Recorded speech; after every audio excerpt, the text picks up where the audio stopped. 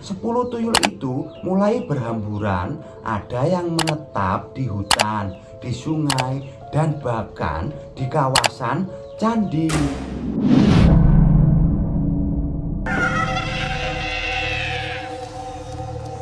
Assalamualaikum warahmatullahi wabarakatuh. Kembali lagi bersama saya di channel Likisai.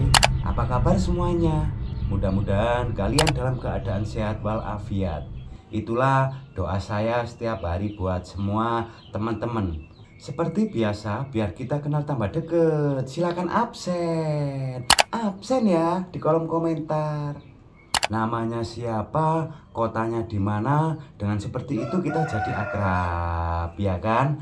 Nah, channel Likisai ini kita akan mengupas kisah, misteri, horor, dan sejarah yang ada di dunia ini. Sebelum ke ceritanya, mengingatkan kembali bagi yang belum, jangan lupa tekan tombol subscribe dan tekan tombol loncengnya. Terima kasih. Di kisah kali ini kita akan mengulas kisah misteri, kisah sebenarnya dibalik munculnya tuyul. Sudah siap? Sudah ready? Likisai oke. Dari berbagai sumber yang sudah saya dapat tentu menghebohkan. Inilah kisah dibalik kemunculan tuyul. Ada beberapa cerita. Pada tahun 2016 menjelang Lebaran, Surabaya digegerkan dengan adanya isu tuyul yang bergentayangan. Banyak warga yang mengaku kehilangan uang pecahan 50 ribuan dan 100 ribuan. Padahal uang itu disimpan rapi untuk persiapan Lebaran. Sudah ada 3 warga yang kehilangan uang mereka. Yakin uang itu diambil hantu kecil. Dimitoskan pada mencuri uang hantu itu tak lain adalah, tahu sendiri apa? Tuyul. Bu Siti misalnya, pemilik kos-kosan ini, uangnya hilang saat disimpan di laci. Dia ingat betul bahwa sebelum mengaji, dirinya mengambil uang 900. Dan setelah selesai mengaji, ada beberapa lembar uangnya yang hilang. Secara tiba-tiba, dia yakin kalau uang itu adalah perbuatan si tuyul.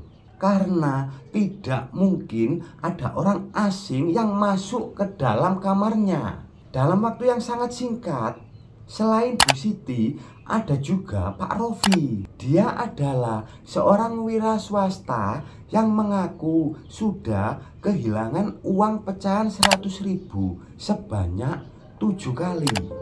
Padahal uang itu ia simpan di dalam lemari dan kuncinya mereka bawa. Warga lainnya mulai cemas dengan isu tuyul yang bergentayangan. Mereka bahkan rencana mendatangkan paranormal untuk menangkap si tuyul itu. Tapi menangkap tuyul bukanlah hal yang mudah, karena dia adalah makhluk gaib kecil yang amat licin untuk ditangkap. Lanjut cerita, paranormal itu pun gagal. Sebenarnya sudah banyak sekali kasus tuyul Indonesia yang merasakan warga, dan mitos tentang keberadaan tuyul seolah tidak lekang dimakan waktu. Lalu timbul pertanyaan, apa sebenarnya tuyul itu? Apa ayo? Dan sejak kapan ada di Indonesia? Tuyul dalam mitologi Pulau Jawa dan sekitarnya ada makhluk halus yang bertubuh kerdil atau anak kecil dengan kepala gundul yang dipercaya dapat mencuri uang. Mitos mengenai setan gundul pencuri uang sudah ada sejak tahun 1890-an. Namun istilah tuyul baru muncul sekitar tahun 1929 bersamaan dengan krisis ekonomi besar-besaran. Sebenarnya tuyul merupakan mitos yang banyak dipelajari oleh sejarawan. karena masih dipercaya oleh masyarakat modern sampai sekarang ini. Sejarawan berpendapat bahwa awalnya tuyul muncul akibat kesenjangan sosial antara kalangan masyarakat yang agraris dengan tuan tanah. Dengan begitu bantuan makhluk halus dianggap sebagai cara paling mudah untuk menyelesaikan segala urusan perniagaan. Bisa jadi mereka menggunakan makhluk halus untuk merampas harta seseorang. Kalau kita menengok kembali ke tahun 1954, adalah seseorang antropolog bernama Clifford Yeats. Dia pernah melakukan penelitian mengenai makhluk halus yang ada di Jawa. Hasil penelitiannya itu mengungkapkan bahwa ada 3 makhluk halus yang tersebar di sepanjang Pulau Jawa ini, yaitu mementing, lembu, dan satunya lagi tuyul. Selain itu, hasil penelitiannya menggambarkan wujud tuyul yang seperti anak kecil. Dengan kepalanya yang botak, tuyul tidak menakut-nakuti atau membuat orang sakit. Tapi makhluk itu bisa membuat pemiliknya kaya karena dia pandai mencuri uang. Seorang penelitian, Cliff Gates, meyakini kalau ada 3 golongan orang yang memiliki tuyul saat itu. Mereka adalah seseorang pedagang tekstil dan seorang haji.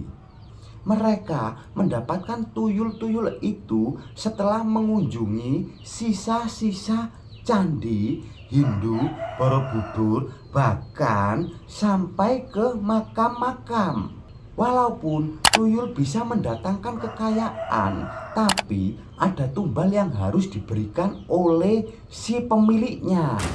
Baik itu tubuh manusia ataupun tumbal menyusui.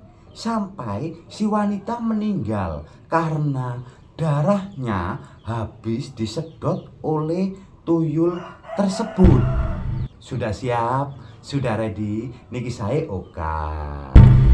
Kisah sebenarnya dibalik kemunculan tuyul di Nusantara berbicara dulu saat Indonesia masih berbentuk kerajaan.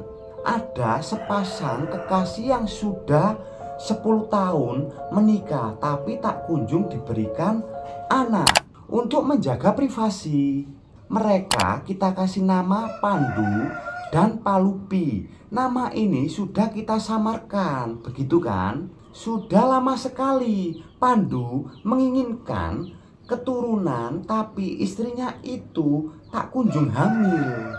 Entah kutukan apa yang menimpa beliau, sehingga berdua berbagai cara sudah dilakukan agar istrinya yang bernama Palupi ini hamil. Mereka sudah pergi ke dukun, ke tempat keramat, bahkan sudah minta didoakan sang raja, tetapi selalu gagal. Sang istri tak kunjung hamil juga. Sebenarnya kebahagiaan Pandu akan sempurna kalau dia punya anak. Pandu ini adalah orang yang sangat-sangat kaya. Dia punya banyak lahan sawah dan kebun pisang. Rumahnya juga besar, berbeda dengan rumah warga lainnya yang berbentuk gubuk. Rumah Pandu tampak lebih mewah dari rumah warga lainnya. Kehidupannya itu serba kecukupan. Hanya saja semua itu tak ada gunanya kalau tidak mempunyai keturunan atau mempunyai anak. Kerabat Pandu pernah memberi saran agar lelaki itu memungut anak, tapi ia tidak mau. Pandu yakin masih bisa mempunyai keturunan. Di suatu sore, Palupi duduk di dalam kamarnya sambil menghadap jendela yang dibiarkan terbuka. Rambut Palupi terurai panjang sepinang.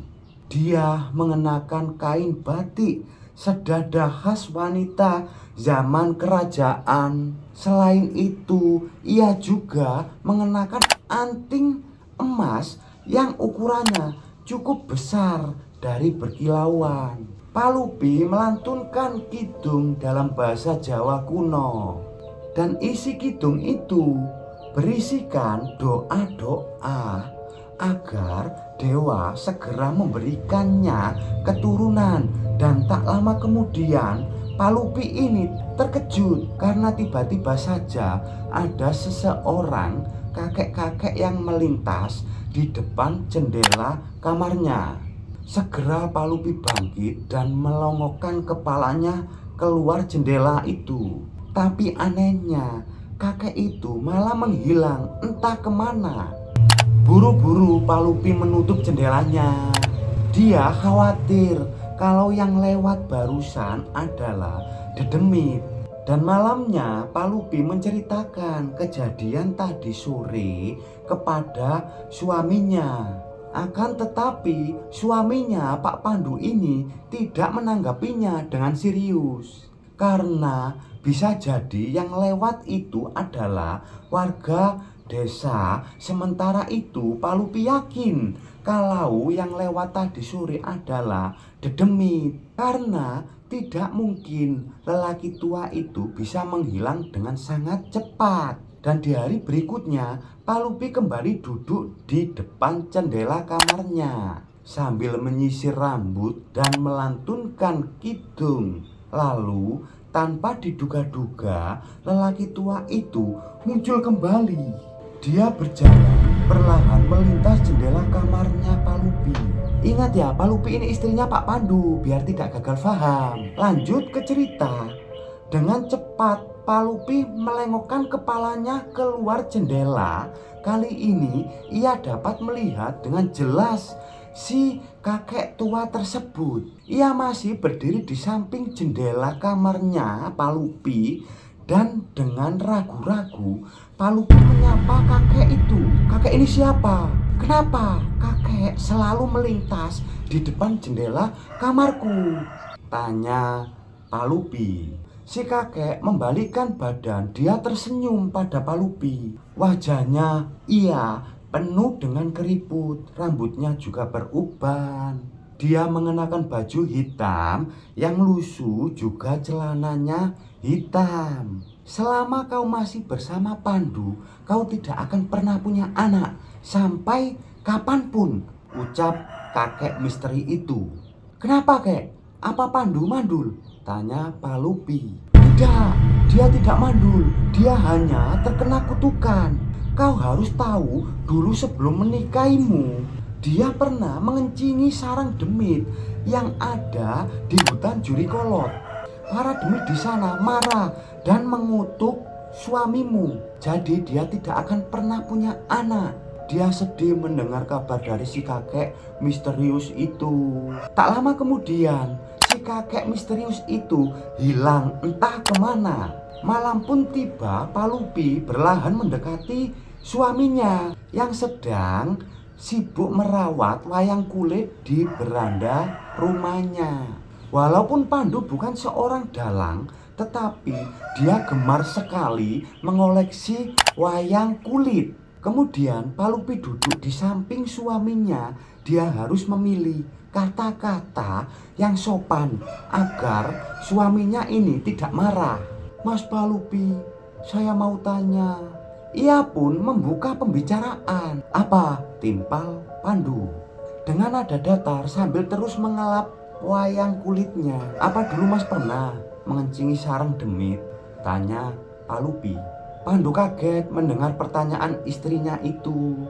Dia meletakkan wayang kulit lalu menoleh pada Palupi. Kenapa kamu bertanya seperti itu? Pandu malah balik nanya sambil mengerutkan dahinya. Dia tampak heran. Kakek misterius itu mendatangiku lagi tadi sore, ucap Palupi.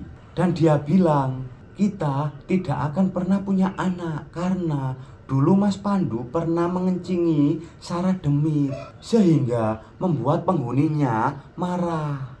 Merekalah yang menyebabkan kita tak kunjung punya keturunan, Mas, kata Palupi. Dia memberanikan diri untuk mengatakan semuanya. Pandu terdiam sejenak. Dia tampak kaget dengan apa yang dikatakan istrinya itu. Memang dulu saat Pandu masih lajang, dia pernah ke hutan keramat untuk mencari burung. Hutan itu jarang sekali dikunjungi manusia, sehingga masih banyak burung di sana, banyak sekali. Pohon besar di hutan tersebut, suasananya juga selalu berkabut, membuat nuansanya semakin menyeramkan. Di hutan itulah Pandu tak sengaja melintas sebuah lubang yang ukurannya sangat besar, yaitu sumur. Lubang itu ditumbuhi oleh tanaman yang liar. Dan entah apa yang dipikiran Pandu beserta teman-temannya. Mereka malah mengencingi lubang itu sambil tertawa cengengesan. Akibatnya Pandu dan teman-temannya itu terkena kutukan. Mereka sulit punya keturunan sampai saat ini. Ya, dulu aku memang pernah usil mengencingi lubang di hutan keramat, ucapan Pandu. Istrinya itu langsung berdecak kesal. Dia tidak menyangka kalau masa remaja suaminya itu sangatlah nakal. Lalu bagaimana, Mas? Tanya Palupi. Aku harus bertemu dengan kakek misterius itu, ucap Pandu. Menjelang sore, Pandu dan istrinya berdiri di depan jendela kamar mereka, berharap kakek itu muncul lagi. Dan tak lama kemudian, beserta istrinya mendengar suara lelaki yang sedang berbatu-batu. Pasutri itu melengokkan kepalanya. Mereka keluar dari jendela. Dari arah kanan tampaklah kakek misterius sedang berdiri di sana. Kalau kalian mau lepas dari kutukan itu, maka ada syarat yang harus kalian penuhi. Tanpa perlu ditanya, kakek itu langsung memberikan syarat yang harus dipenuhi Pandu. Nanti dulu, kakek ini siapa dan dari mana? Kenapa kakek tahu kalau dulu aku pernah mengencingi sarang demit? Tanya Pandu. Dia sangat penasaran pada sosok kakek misterius itu. Aku salah satu penghuni sarang demit yang kau kencingi. Akulah yang memimpin demit di sana, kata kakek itu. Dan tanpa diduga-duga, wajah si kakek berubah menjadi kepala ular. Kemudian berubah kembali menjadi kepala kambing yang sangat menyeramkan. Lalu berubah lagi menjadi kepala harimau. Pandu dan Palupi kaget bukan main. Mereka pun terjungkal saat melihat perubahan wajah si kakek itu. Kali ini Pandu sangat yakin kalau kakek itu bukanlah manusia. Perlahan Pandu melengokkan kembali kepalanya, sementara istrinya itu ketakutan. Palupi jongkok di bawah jendela, dan saat Pandu melengokkan kepala, dan ternyata kakek itu sudah berwujud manusia. Kek, apa syarat yang harus saya penuhi supaya saya lepas dari kutukan itu? Tanya si Pandu. Kau harus menumbalkan 10 anak laki-laki berumur 5-6 tahun. Jebloskan mereka ke dalam sarang demit dalam keadaan hidup-hidup. Mendengar begitu, Pandu sempat kaget saat mendengar syarat itu. Jujur, itu adalah syarat yang sangat berat bagi Pandu. Tapi dia harus melakukannya, karena kalau tidak, Pandu akan mandul seumur hidupnya. Tak lama kemudian kakek tua itu menghilang entah kemana. Di situ tidak ada. Sebenarnya tidak setuju dengan syarat si kakek, tapi Pandu akan melakukannya secara diam-diam tanpa mengetahui istrinya. Keesokan harinya, tanpa pengetahuan Palupi, Pandu pergi ke hutan keramat. Hutan itu masih sangat disakralkan. Di hutan itu, Pandu melihat taburan kembang melati. Dia pun mengikuti taburan kembang itu. Dan tak lama kemudian, akhirnya Pandu menemukan lubang sarang demit ajaibnya. Walaupun sudah ditinggalkan bertahun-tahun, lubang itu tetap menganga. Di dalam lubang itu, Pandu mendengar suara ratusan orang yang merintih-rintih. Suara itu sangatlah mengerikan. Pandu sampai merinding mendengarnya. Tak salah lagi, lubang ini pasti sarang demit yang dulu pernah dikencingi si Pandu. Setelah itu, Pandu kembali ke rumahnya. Dia sedang berpikir keras bagaimana cara mendapatkan tumbal. Anak-anak berusia 5 sampai 6 tahun. Sebenarnya dia masih merahasiakan rencana jahat itu. Karena sudah jelas Pak Lupi menolak syarat yang diberikan si kakek misterius itu. Tapi Pandu tetap ingin melaksanakan agar dia bisa punya keturunan. Di suatu pagi, Pandu berjalan menelusuri pasar yang letaknya tidak jauh dari rumah Pandu. Pasar itu sangatlah ramai. Banyak pedagang yang berteriak mempromosikan barang dagangannya. Di pagi itu, Pandu berbelok ke arah kanan dan masuk ke pasar ikan. Di sana ternyata banyak anak-anak kecil gelandangan yang sedang memunguti sisa-sisa potongan ikan. Mereka mengumpulkan potongan ikan itu lalu menukarnya dengan makanan. Nantinya potongan ikan tersebut akan dijadikan pakan ternak. Tak jelas dari mana datangnya anak-anak gelandangan itu. Tapi setiap tahun jumlah mereka selalu bertambah, membuat risih pedagang ikan. Pakaian anak itu kumal dan bau amis. Wajah mereka kotor, badannya juga bau busuk karena tak pernah mandi. Paling kalau turun hujan barulah mereka ini mandi. Nah, boleh paman beli potongan ikan itu? Tapi punyaku masih sedikit paman, ucap lelaki itu. Tidak apa-apa, paman akan menukarnya dengan makanan. Tapi syaratnya kamu harus ikut dengan paman, kata Pak Pandu. Kemana? Tanya anak itu. Ke pesta. Di pesta itu banyak sekali makanan enak, jawab Pak Pandu. Jelas sekali dia berbohong. Anak itu sangat tertarik dengan ajakan Pak Pandu. Ia bahkan sempat mengajak teman-temannya, tapi Pandu melarangnya. Dengan alasan pestanya hanya cukup untuk 1 orang lagi. Padahal Pandu hanya ingin melakukan percobaan terlebih dahulu. Dia akan menumbalkan anak gelandangan itu. Dan kalau aksinya tidak ketahuan, maka Pandu akan menculik anak gelandangan lainnya. Pandu membawa anaknya itu menuju hutan. Si anak gelandangan ini bingung kenapa dibawa ke hutan yang sangat menyeramkan. Aku takut, kata si anak gelandangan. Dia mengarutkan keningnya sambil melirik ke segala arah. Hutan itu berkabut, bau kembang melati menguar, membuat suasana semakin menyeramkan. Akhirnya Pandu dan anak gelandangan tiba di lokasi sarang demit.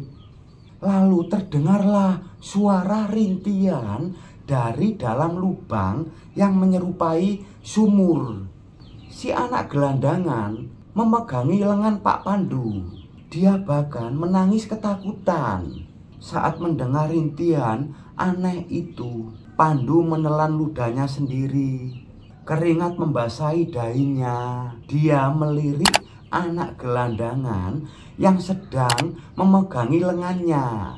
Ada rasa kasihan dalam hati Pak Pandu. Dia sebenarnya tidak tega kalau harus membunuh anak kecil ini. Ternyata pestanya belum dimulai. Kita tunggu sebentar ya, kata Pak Pandu. Tapi anak gelandangan itu tidak menimpali perkataan Pak Pandu. Ia masih ketakutan dan tak lama kemudian Pandu mendorong anak itu ke dalam lubang sarang demit. Si anak pun jatuh.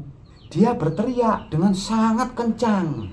Suaranya menggema di dalam lubang sebelum akhir suara itu menghilang begitu saja. Setelah anak gelandangan jatuh ke dalam lubang sarang demit, terdengarlah suara tawa seorang lelaki dari dalam lubang. Suaranya sangat mengerikan. Dia tertawa terbahak-bahak. Segera Pandu pergi dari lubang tersebut. Dia sangat gugup, baru kali ini Pandu membunuh manusia. Sesampainya di rumah, kemudian tangan Pandu masih bergetar. Ia langsung menuju sumur untuk membasuhi tangan dan wajahnya. Teriak anak kecil itu masih terngiang-ngiang di telinga Pandu. "Kamu kenapa, Mas?" tanya Palupi. Tiba-tiba wanita itu muncul. Pandu gugup, wajah pucat sebisa mungkin ia menyembunyikan kegugupannya. "Aku baik-baik saja," kata Pandu sambil berjalan ke kamar. Keesokan paginya, keadaan Pandu membaik. Ia pun melancarkan aksinya kembali. Tapi kali ini Pandu menyuruh 2 orang untuk mencuri anak itu. Kedua pesuruh Pandu langsung menuju pasar ikan. Mereka menculik anak-anak itu dan memasukkannya ke dalam karung. Karungnya dilubangi kecil-kecil agar anak itu bisa bernapas. Kedua tangan dan kakinya mereka diikat agar tidak mengamuk. Menjelang petang, kedua pesuruh Pandu membawa satu persatu anak kecil itu ke hutan keramat. Mereka masih terbungkus di dalam karung. Ternyata Pandu sudah ada di sana. Ia berdiri tak jauh dari lubang sarang demit. Pandu sebenarnya tidak tega melihat anak-anak itu, tapi tidak ada jalan lain. Pandu harus menumbalkan mereka semua demi mendapatkan keturunan. "Buang mereka ke dalam lubang itu," suruh Pandu. Terdengarlah suara anak yang melenguh. Mereka tak bisa berteriak karena mulut mereka diikat pakai kain. 3 hari setelah Pandu berhasil menumbangkan 10 anak, dan akhirnya Palupi pun bermimpi kalau dia akan segera hamil. Mimpi itu membuat Palupi dan Pandu sangat bahagia. Mereka berharap si Palupi menjadi kenyataan. Dan ternyata benar saja, 4 bulan kemudian akhirnya Palupi hamil. Perutnya semakin membesar. Pandu dan Palupi sangat bahagia. Mereka merayakan kebahagiaan itu dengan menggelar pesta besar-besaran. 5 kerbau dan 10 kambing disembelih. Para warga berdatangan ke rumah Pandu untuk berpesta. Semua warga juga ikut bahagia saat mendengar kabar kalau Palupi sedang hamil. Banyak dari mereka yang mengucapkan selamat pada Pandu. Singkat cerita, bayi itu pun lahir. Pandu sangat senang karena anak pertamanya itu adalah laki-laki. Ia langsung menamai anaknya dengan nama Drupadi. Awalnya semua baik-baik saja. Tidak ada hal aneh yang terjadi pada keluarga Pandu. Hingga pada suatu malam, keanehan di keluarga Pandu mulai terjadi. Tengah malam saat Palupi sedang tidur di samping bayinya, tiba-tiba ia mendengar suara aneh di luar rumah itu, seperti suara anak kecil yang memanggilmu ternama anaknya. "Drupadi, main yuk." Begitulah suaranya. Palupi ketakutan. Ia mencoba untuk membangunkan suaminya, tapi Pandu tidak mau bangun. Terpaksa Palupi mengintip sendirian dari celah jendela kamarnya. Dan betapa terkejutnya Palupi saat melihat ada 10 orang anak-anak kecil berwajah pucat. Mereka sedang berdiri di halaman rumah. Anak-anak itu tampak mengerikan. Segera Palupi membangunkan kembali suaminya. Ia mengguncang-guncangkan tubuh suaminya itu. Pandu pun terbangun. Dia langsung panik. "Ada apa?" tanya Pandu. "Ada anak-anak kecil di halaman rumah kita. Mereka memanggil-manggil." "Drupadi," kata Palupi. Pandu pun membuka jendela dan benar saja ada 10 anak-anak kecil yang berdiri di halaman rumahnya. Pandu pun kaget. Segera ia menutup kembali jendela itu. Pandu menyuruh istrinya untuk membawa Drupardi ke kamar lain. Pandu yakin pasti di luar itu adalah roh dari anak-anak yang pernah ia tumbalkan. Ia pun mengintip kembali dari celah jendela. Ternyata anak-anak kecil itu sudah hilang. Teror malam itu hanyalah permulaan. Semakin hari 10 anak misterius itu malah semakin menjadi-jadi. Mereka meneror keluarga Pandu. Pandu tidak tahan karena keluarganya terus-terusan didatangi hantu anak kecil itu. Ternyata bukan Pandu saja yang diteror, tetapi 2 lelaki pesuruh Pandu juga terkena teror. Keluarga mereka terus-terusan diteror oleh makhluk halus. Petaka terus-terusan berdatangan. Mereka berdua satu persatu, bahkan keluarganya juga ikut mati. Ada yang mati karena kebakaran, dan ada juga yang mati terjatuh dari atas pohon kelapa. Pandu mulai cemas. Dia yakin kalau petaka itu juga akan datang pada keluarganya. Pandu pun tak punya pilihan lain. Dia akan minta bantuan dukun sakti untuk menangkal petaka itu. Kebetulan di desa tetangga ada seorang dukun yang terkenal sangat sakti bernama Kisamana. Pandu mendatangi rumah Kisamana malam hari. Rumah itu berbentuk panggung. Dukunnya berusia 50 tahun. Ia tinggal berdua bersama istrinya. Kisamana tidak pernah punya anak. Dia juga mandul. Tapi bukan karena kutukan, melainkan ketika muda Kisamana pernah dipatok ular tanah. Konon orang yang dipatok ular tanah tidak bisa punya keturunan. Kisamana ini menjadi andalan bagi masyarakat untuk urusan gaib. Lelaki tua itu bisa menyembuhkan orang kesurupan atau menyembuhkan penyakit yang disebabkan oleh santet. Saat Pandu bercerita soal 10 roh anak kecil yang mengganggu keluarganya, sang dukun ini malah tersenyum. Kemudian Kisamana memberi Pandu 4 buah jimat kecil seukuran koin. Kata Kisamana, jimat itu harus dikubur pada 4 sudut rumahnya Pandu. Rumah keluarga Pak Pandu pun kosong dan dicap sebagai rumah angker. Tak ada warga yang berani masuk ke dalam rumah itu, kecuali si dukun yang bernama Kisamana. Makanya dulu Kisamana menyuruh Pandu untuk menanam jimat di sudut-sudut rumahnya. Ternyata jimat itu berfungsi untuk menjebak hantu anak kecil di dalam rumahnya Pandu. Semenjak saat itulah Kisamana berhasil membawa pulang 10 hantu anak kecil. Kisamana memelihara mereka semua seperti anak sendiri. Setiap hari hantu-hantu itu diberi sesajen. Ternyata Kisamana akan menyuruh mereka untuk mencuri uang di rumah warga. Selang beberapa bulan, Kisamana mendadak kaya raya.